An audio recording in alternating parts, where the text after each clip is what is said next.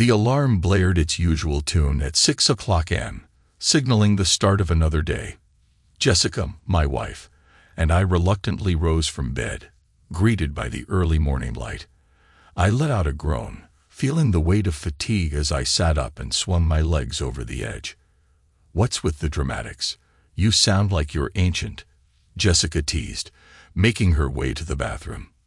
"After what you put me through last night, I might as well be," I retorted with a smirk, reminiscing about the evening's escapades. She certainly knew how to keep things interesting.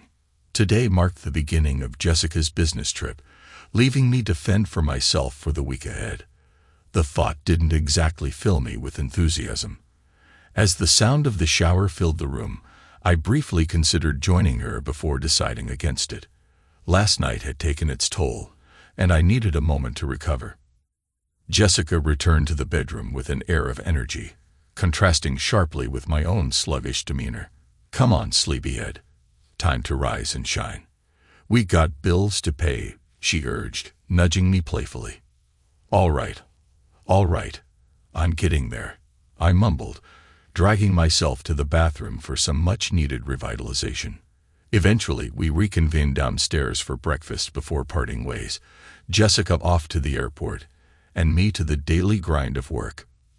Jessica, an attorney, and I both held positions at a medium-sized manufacturing plant in St. Louis. Her expertise lay in negotiations, often traveling with teams for off-site work, such as this trip to Denver to negotiate a new subcontract with a major aerospace firm. These negotiations occurred several times a year, each trip spanning at least a week. At 35, Jessica had graduated cum laude from the State University 12 years prior.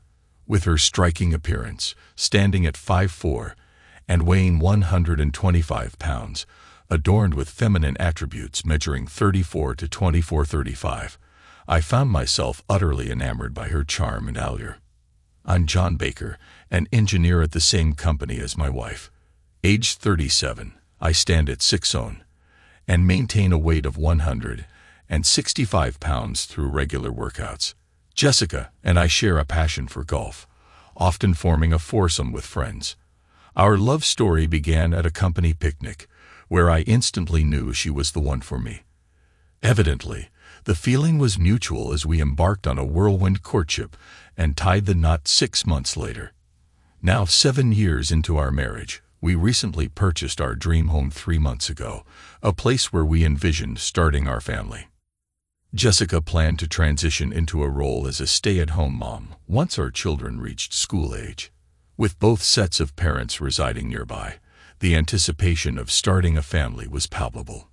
Jessica intended to discontinue her birth control pills upon returning from this trip, as we eagerly awaited the next chapter of our lives together.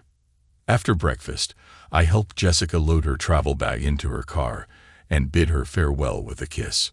Tears welled in her eyes as she settled into the driver's seat. "Hopefully, I won't have to endure these goodbyes much longer, sweetheart. I long for the day when I won't have to travel," she lamented. "I hate these goodbyes just as much as you do, honey," I reassured her. "I'll see you on Friday evening, and we'll keep it simple with takeout so you can rest." "Sounds good. Bye," she replied before driving off. I stood in the driveway, waving until their car disappeared from view, then trudged back into the house to finish my morning routine before heading to the office.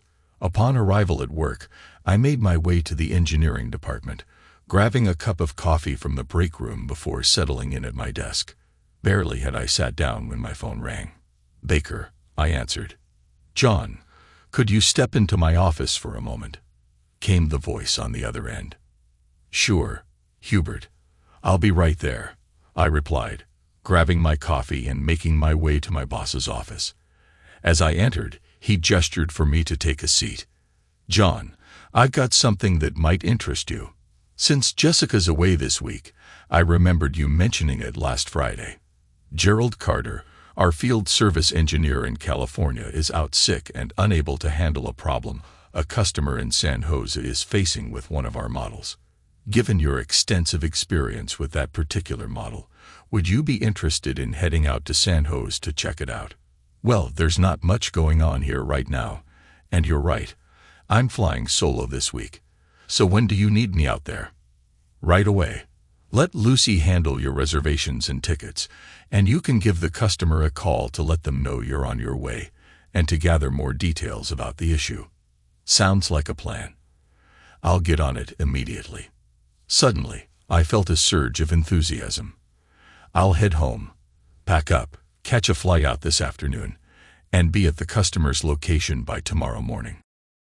Great. Safe travels, Hubert replied, signaling the end of our conversation. I made a quick stop at Lucy's desk, briefing her on the flights and reservations I needed before heading to my own desk to call the customer and clarify their issue. With that done, I eagerly left for home to pack. A grin crept across my face as I drove, a plan forming in my mind. If I wrapped things up swiftly, I could surprise Jessica with a detour to Denver on my way back. The thought of spending a couple of unexpected days with her in Denver only fueled my excitement. At the airport, while waiting for my flight, I tried calling Jessica's cell phone, but she didn't answer. I left her a voicemail, informing her that I'd be staying with my folks for a couple of days and to reach me at my cell in the evenings. Everything proceeded smoothly. By Tuesday afternoon, I had resolved the customer's issue and had their equipment up and running satisfactorily. Afterward, I swiftly arranged a flight to Denver, scheduled to land at 9 p.m. Mountain Time. Checking out of my San Jose hotel, I made my way to San Francisco Airport, where I enjoyed dinner before my flight. During dinner, Jessica called my cell, and we exchanged a brief conversation. She inquired about my folks, and I responded as though I were with them. Jessica mentioned that negotiations were progressing but expressed her fatigue, planning to spend a quiet evening in her hotel room. After exchanging expressions of love, we bid farewell. Boarding my flight after dinner, I arrived at Jessica's suite hotel around 9:45 p.m. After confirming my identity, the hotel staff provided me with a key card for her suite. Entering her room quietly, I noticed a lamp illuminated over the computer table, with her laptop closed. However, Jessica was nowhere to be found. Perplexed, I set down my suitcase and checked the bedroom and bathroom, both of which were empty. I shrugged off the initial confusion, assuming Jessica hadn't returned to her room yet. I debated whether to wait or to check the lounge for her whereabouts. However, my attention was drawn to the slightly ajar door of the adjoining room. Approaching cautiously, the door swung open silently. Peering into the living room of the adjacent suite, I found it empty. Intrigued, I stepped inside, only to be startled by a sudden groan emanating from the bedroom. My stomach churned, and a cold sweat broke out as I tiptoed toward the bedroom door. My breath caught in my throat as I beheld the scene before me in the dimly lit room. There stood Jessica, completely nude, while an unidentified man lay on the bed, his face obscured from view. My initial instinct was to storm in and confront Jessica, to unleash my fury upon the man lying on the bed. Yet rationality prevailed over the surge of emotions, and I slowly retreated from the door, returning to Jessica's suite. Retrieving the digital camera I had brought along for capturing souvenirs, I recalibrated it for dim lighting and disabled the flash. With a composed demeanor, I approached the other bedroom door. Standing quietly, I discreetly captured several images of the scene unfolding on the bed, ensuring neither of them noticed my presence. Their obliviousness to their surroundings, consumed by their actions, allowed me to document the betrayal before me. Before departing Jessica's suite, I rifled through the open briefcase on the table and discovered a business card belonging to David Price, the chief negotiator for our company. I pocketed the card for future reference. Back in her suite, I connected my camera to her laptop using the camera/computer interface cable I always carried. With our laptops sharing the same photo program, transferring a picture from my camera to hers was a straightforward task. I set up the incriminating image as her desktop background before repacking my camera into my travel bag and silently exiting her suite. Struggling to contain my emotions, I fought back tears as I made my way to the elevator, the weight of betrayal heavy upon me. After returning the entry card to the front desk, I promptly contacted the airline to inquire about the next available flight back to St. Louis. Fortunately, there was a 6:30 a.m. flight that would have me home by 9:30 a.m. I calculated that this would coincide with the time Jessica typically opened her laptop at the negotiating table. It would serve as the moment she realized she had been caught, signaling the end of our marriage. I then made my way back to the airport and checked into a nearby motel. Despite my restless state, I couldn't bring myself to sleep. Instead, I replayed the distressing scene from Jessica's hotel room over and over in my mind, allowing myself to release my pent-up anguish through tears. By the time I left the motel at 5 a.m., I had cried myself empty, and my resolve was clear: to swiftly bring our marriage to an end. Upon my return to St. Louis, my cell phone began to ring as I got into my car. Glancing at the caller ID, I saw it was Jessica. Choosing to ignore the call, I turned off my phone and proceeded home. As I entered the house, the landline began to ring, and a quick glance at the caller ID confirmed it was Jessica again.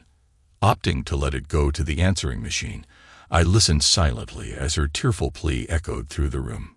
"John, please call me right away. I need to talk to you, honey. It's important."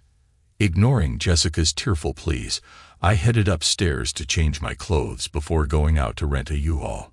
Returning home, I swiftly began packing, aiming to vacate the house by the time Jessica arrived around 4 p.m. Within a couple of hours, I managed to relocate all my personal belongings to a rental storage unit. Prior to packing, I scheduled an appointment with our lawyer for that afternoon to initiate divorce proceedings. After unloading my belongings at the storage unit, I proceeded to the lawyer's office and requested immediate action to commence the divorce process.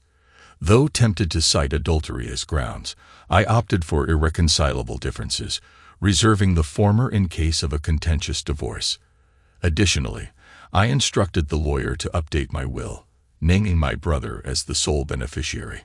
Stopping at the bank, I transferred half of our savings and checking balances to new accounts solely in my name. I then contacted my investment advisor to execute similar actions on our joint investment accounts. With a heavy heart, I drove to my parents' house, suitcase in hand, and entered through the open door. Upon seeing me, my mother exclaimed in surprise, "John, where have you been? Jessica has been calling here several times looking for you. Did you tell her you were staying here?" Sitting down with my retired father, I explained the situation.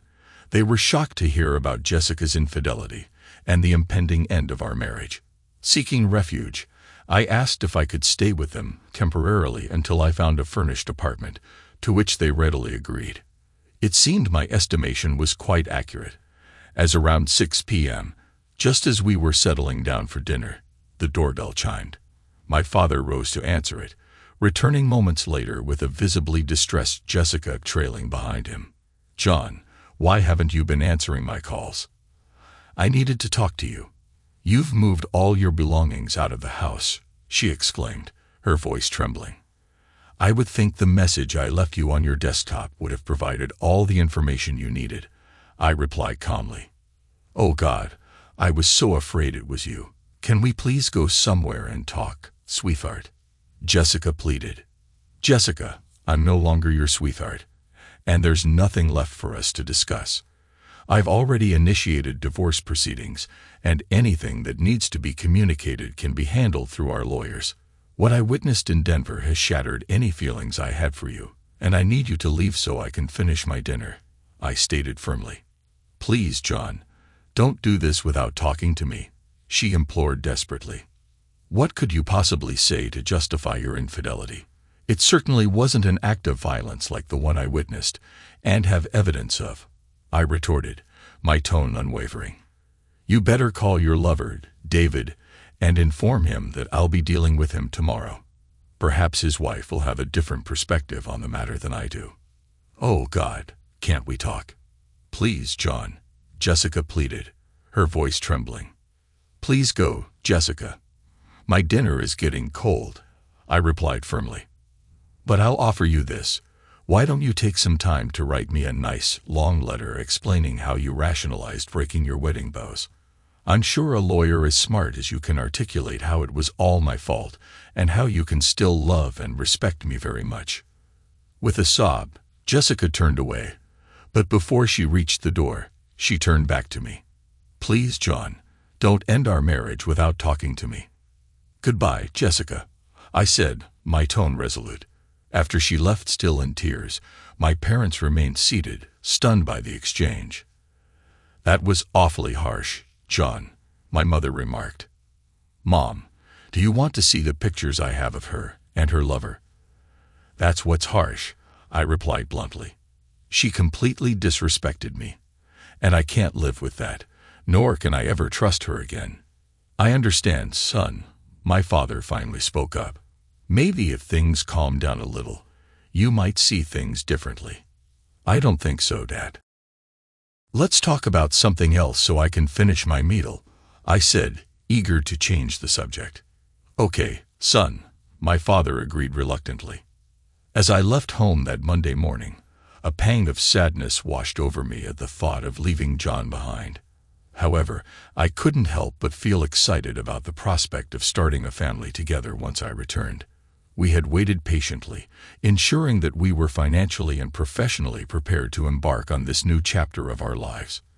Now, everything seemed to be falling into place. The journey to Denver passed without incident. I found myself seated beside David Price, our chief negotiator, with whom I shared a comfortable rapport. We briefly discussed the upcoming negotiations before delving into more personal topics, such as our families. David was aware of my plans to quit work upon becoming pregnant, and he expressed his sentiments about missing me once I took on the role of a full-time mother. At 48, and married for 2 decades with children in high school, David and I had formed a strong negotiating team long before my marriage.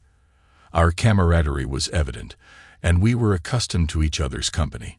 Meanwhile, the other 2 members of our team engaged in their own conversations behind us. Upon arrival at the hotel in Denver, David and I checked into our respective rooms, which were conveniently adjoining.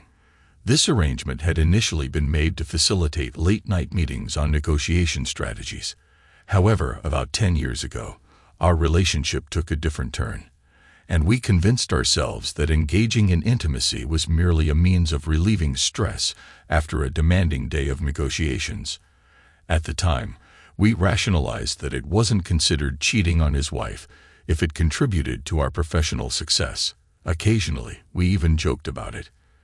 After John and I had been married for a couple of years, I began to feel uneasy about our intimate encounters with David, and we eventually ceased the activity. However, during a particularly stressful negotiation, David suggested revisiting our arrangement to alleviate tension. Reluctantly, I agreed, and before I knew it, I found myself drawn back into the affair. The excitement of the forbidden and the risk of being caught heightened my libido at home, which also seemed to benefit John, alleviating any guilt I may have felt. During this trip, we didn't connect on the first night as I felt tired after dinner. However, after a demanding day of negotiations, I agreed to meet with David the following evening. I'm unsure of how or when John discovered the truth or how he obtained the incriminating picture, but the following morning, when I opened my laptop, I was stunned into paralysis by what was displayed on the screen. David, seated beside me, reacted swiftly, slamming the lid shut and requesting a brief recess from the negotiations. We retreated to the hallway, where his anger was palpable. "What's that mess on your desktop?" he inquired. "I have no idea, David. It wasn't there the last time I used it," I replied, still taken aback. "Let me take a look." I reopened the laptop, and we examined the image together. "Oh no, that's you," he exclaimed. "Me? How is that possible?" "I'm not sure, but it's definitely you, and that figure beneath you is probably me, although my face isn't visible." "Did you leave your laptop unattended at any point yesterday?" "No, it was with me during the trip and in my suite while I was visiting yours." "Could someone have accessed your room with a camera?" "I doubt it. The door was closed, and I assumed it was locked. You need to return to the hotel and check if anyone was given access to your room last night. I'll handle things here. Try to contact John and find out his whereabouts last night. It couldn't have been him. I spoke with him at his parents' house last night. Did you call him on his parents' phone? No, he requested that I call his cell phone. Oh, that's concerning. He could have been anywhere when you talked to him. Call me on my cell if you discover anything. Do whatever you can to mitigate this situation. Take a cab back to the hotel. Okay, bye. I was drenched in sweat. If John was behind that picture on my laptop, it seemed like a clear message that our marriage was over. I needed to return to the hotel and gather more information. The receptionist hailed a cab for me, and within 15 minutes, I was back at the hotel. I headed straight to the front desk to inquire if anyone had accessed my suite. After checking the computer records, the clerk informed me that a Mr. John Baker had been issued a card at 9:45 the previous evening, which was returned half an hour later. It was then that the sinking realization hit me. My marriage was likely at its end. The man I cherished more than anything had vanished, but I resolved to fight to win him back. Ascending to my suite, I immediately tried calling John on his cell and at his workplace. His cell was switched off, but I left an urgent voicemail, stressing the importance of him contacting me as soon as possible. His secretary revealed that he was away on business in California and expected to return tomorrow. So he had gone to California and perhaps stopped by on his way back to surprise me. It seemed we were both in for a surprise. Contacting his parents, they informed me they hadn't seen him for several days. I urged them to have him call me as soon as they reached him. Calling our home yielded no response, but I left a message there too, hoping he would get in touch soon. I sat alone in the suite, tears streaming down my face, without a way to reach him except by returning home. I grabbed the phone and hastily made reservations for the next flight to St. Louis. After packing my belongings, I dialed David's number on my cell and relayed the latest developments. There was a solemn pause before he spoke. Jessica, I fear we're both staring down the barrel of divorce, or even worse. Worse than divorce? What could that possibly be? Our company strictly prohibits relationships between employees at the managerial level. If this gets out, we could both be looking at termination. It wouldn't bode well for our careers. Oh my goodness, I should have realized. But losing John feels like the end of the world to me. Losing my family would be devastating too, but your priority now is to return to St. Louis and try to reason with John. See if you can salvage the situation. I've already booked a flight departing at noon. I should be back in St. Louis by 4:30. I need to find him and have a conversation. I'll keep you posted on how it unfolds. I'll have to remain here until the negotiations are concluded. I'll be eagerly awaiting your update. With our farewells exchanged, we hung up. Gathering my bag and laptop, I hastened down to the lobby, checked out, and utilized the hotel's limo service to reach the airport. Throughout the journey back to St. Louis, I prayed fervently, hoping to engage John in a conversation. I needed to clarify that it was just a physical encounter and held no emotional significance. I staked everything on the possibility that he could approach my infidelity rationally and accept it as nothing more than a meaningless act. Upon my return home, nothing seemed amiss initially. However, upon entering our bedroom, the absence of his clothes and personal belongings struck me. It was evident he knew and had left me.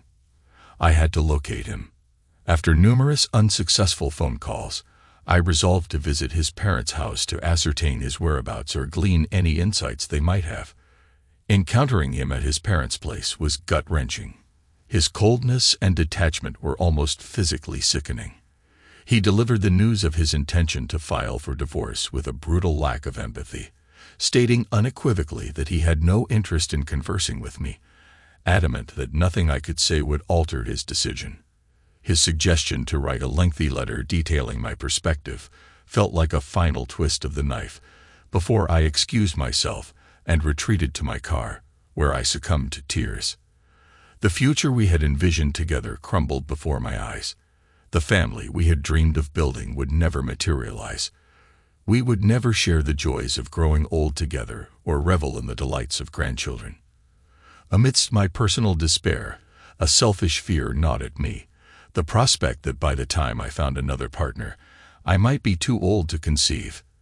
Eventually, I mustered the strength to start the car and drive back to our now desolate home, engulfed by a profound sense of loss and uncertainty. John.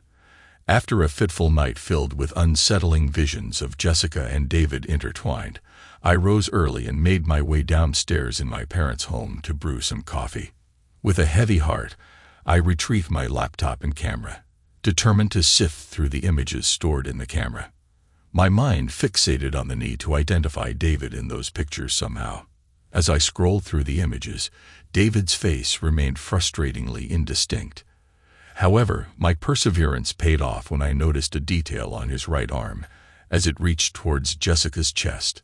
Zooming in, I discerned what I was searching for, a tattoo. Further enlargement revealed it to be a heart with the name J-Mate inscribed within it. Janet was David's wife. With this damning evidence in hand, I returned upstairs, showered, and prepared for work.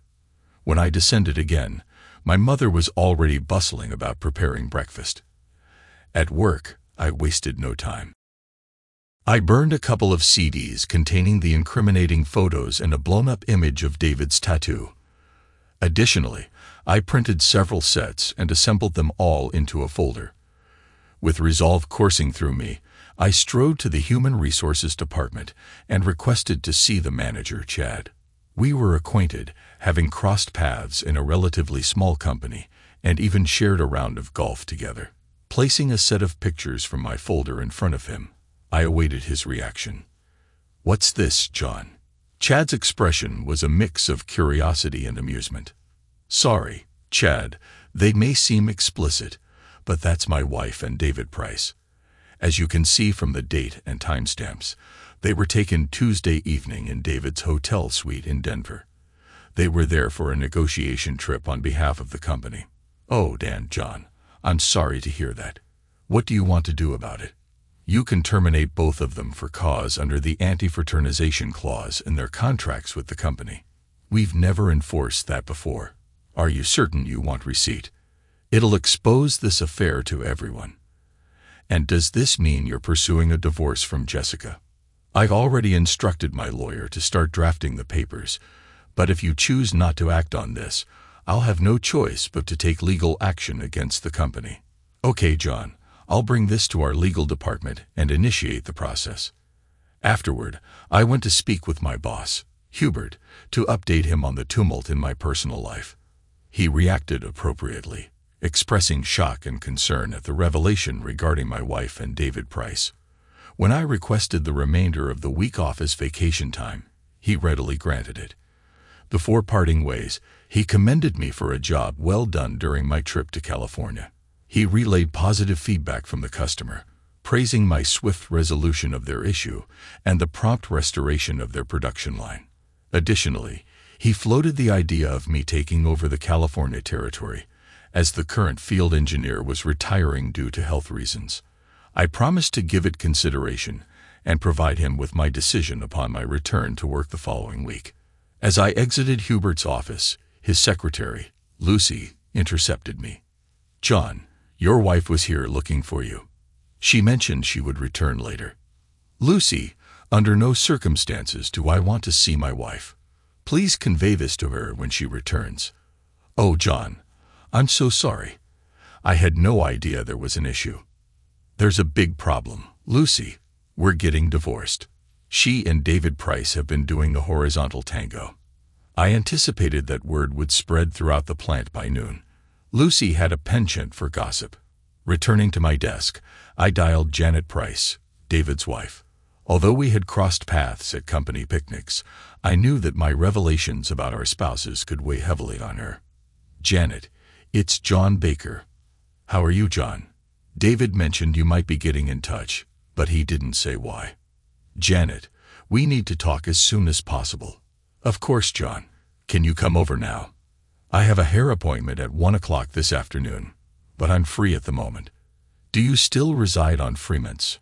Yes, that's right. All right, I know where you live. I'll be there in 15 minutes.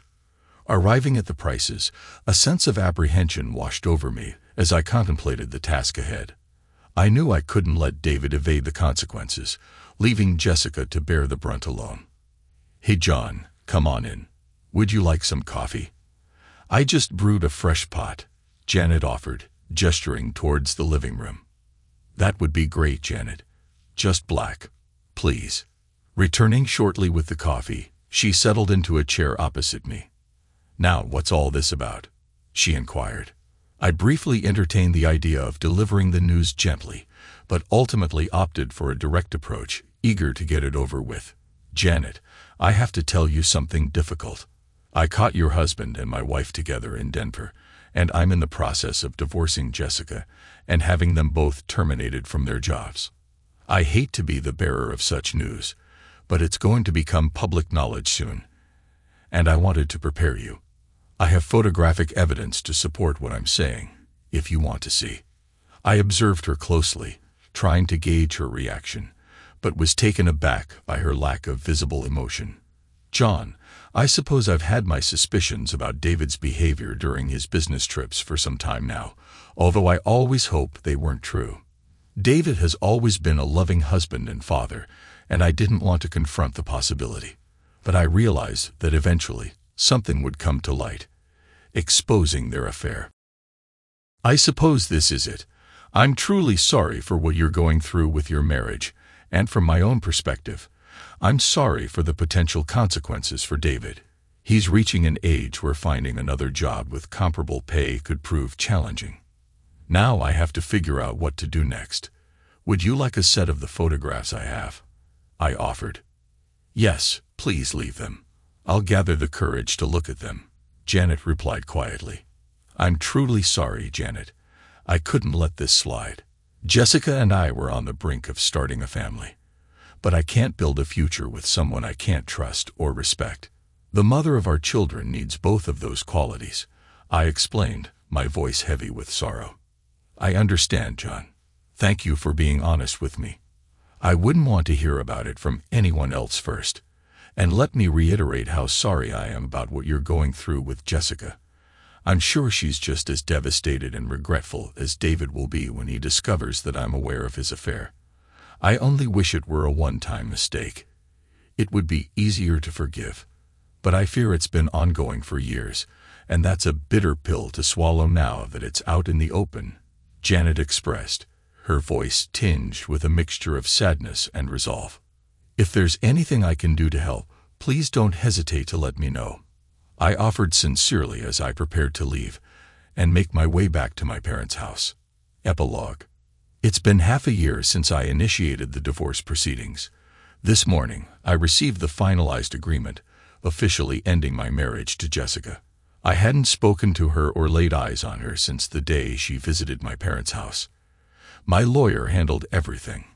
In the settlement, I relinquished the heavily mortgaged house along with its finance furniture and furnishings to sever all ties with her. Additionally, I had my name removed from the mortgage, leaving her solely responsible for the payments. Without a steady income, she had no choice but to put the house up for sale, ultimately taking the significant financial hit in the process. Initially, she attempted to contest the divorce, but I issued an ultimatum. Either sign the papers within 48 hours, or I would amend the grounds for divorce to adultery and release the incriminating pictures of her and David online.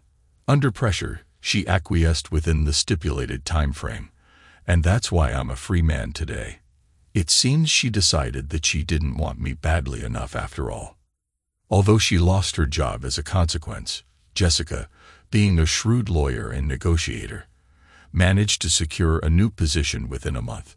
It may not offer the same salary or benefits as her previous role, but I hear she's managing to get by and has even started dating again. Best of luck to her new boyfriend, whoever he may be.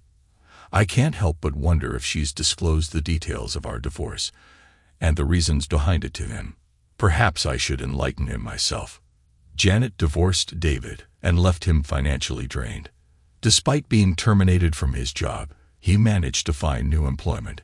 However, his current salary makes it challenging for him to meet his alimony and child support obligations. As for me, I've settled in Santa Maria, a serene coastal town halfway between the Bay Area and Los Angeles.